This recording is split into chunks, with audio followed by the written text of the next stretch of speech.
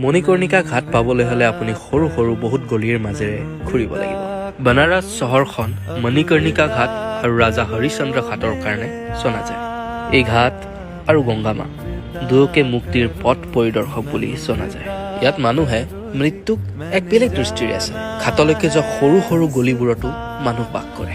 তেওঁলোকে কিমান মৃত্যু দেখিছে, কিমানখন চিতা জ্বলি থকা দেখিছে।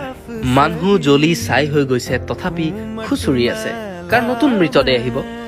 মিনিটে মিনিটে নতুন মৃতদেহ আহি আছে, গংগাত গা ধুৱাই আছে আৰু কৰাই আছে অন্তিম সংস্কাৰ। চকুৰ আগত 10খন 20খন চিতা দপদপাই জ্বলি আছে। এয়াই জানো আপোনাৰ মাথাত এটা নিগেটিভ ইম্পেক্ট পেলোৱা নাইনে? যদি আপুনি ভিডিঅ'টো চাই আছে এতিয়ালৈকে, পেলাবই, কাৰণ আমি আমাৰ জীৱনৰ অন্তিম সত্যটোক এতিয়াও মানি ল'ব পৰা নাই। আমাৰ জীৱনৰ অন্তিম সত্যটো হৈছে মৃত্যু, যিটো আপুনিও এদিন সেই ৰাস্তাৰে যাব লাগিব, ময়ো যাব লাগিব,